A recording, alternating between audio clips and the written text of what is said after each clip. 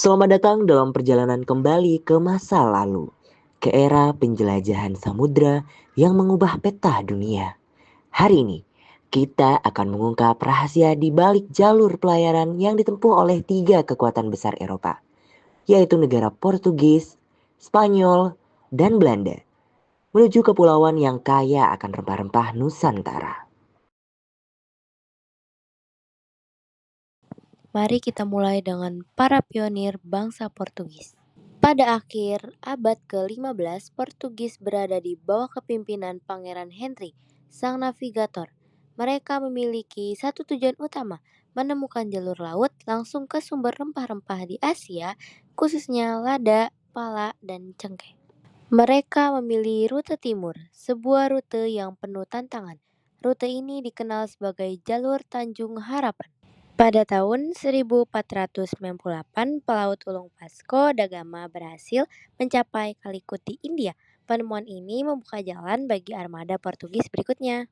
Di bawah pimpinan Afonso de Albuquerque, Portugis merebut Malaka pada tahun 1511. Malaka menjadi basis strategis mereka di Asia Tenggara. Dari sana, mereka melanjutkan perjalanan ke pusat rempah-rempah Ternate dan Tidore di Maluku. Alasan utama mereka memilih rute ini adalah untuk menghindari dominasi pedagang Arab dan Venesia yang mengontrol jalur darat Sutra dan rempah-rempah di Timur Tengah.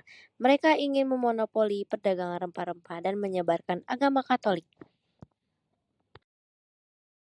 Sementara itu, pesaing abadi Portugis, yaitu Spanyol, memilih strategi yang berbeda.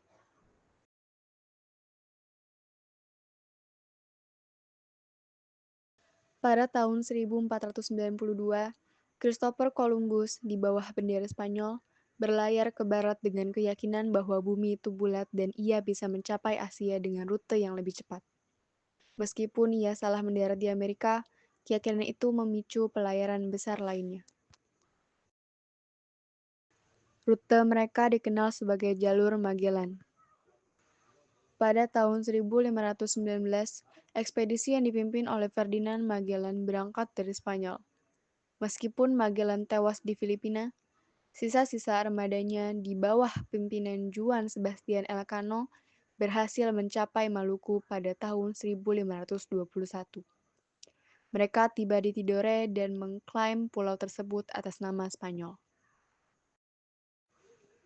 Alasan utama mereka memilih rute ini adalah untuk menghindari konflik langsung dengan Portugis di jalur timur.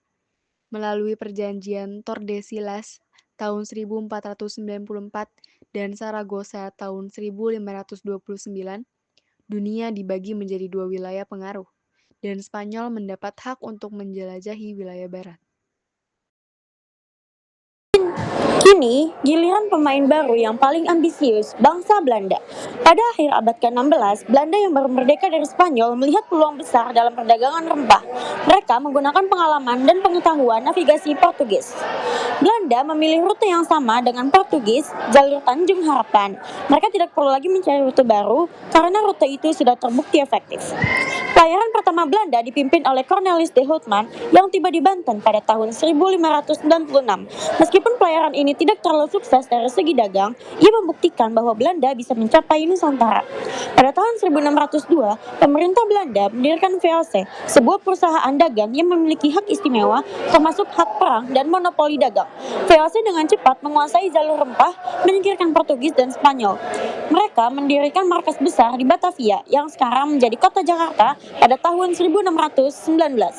Alasan utama mereka memilih rute ini adalah untuk mematahkan monopoli perdagangan rempah yang sebelumnya dikuasai Portugis dan Spanyol. Dengan armada dan organisasi yang jauh lebih kuat, mereka berhasil mendominasi dan mengendalikan perdagangan rempah di Nusantara selama berabad-abad. Jadi, dari perjalanan epik Portugis di jalur timur, petualangan berani Spanyol di jalur barat, hingga dominasi strategis Belanda, setiap bangsa memiliki cerita dan alasan unik di balik penjajahan mereka. Penjelajahan ini tidak hanya mengubah sejarah Eropa, tetapi juga membentuk masa depan Nusantara hingga hari ini.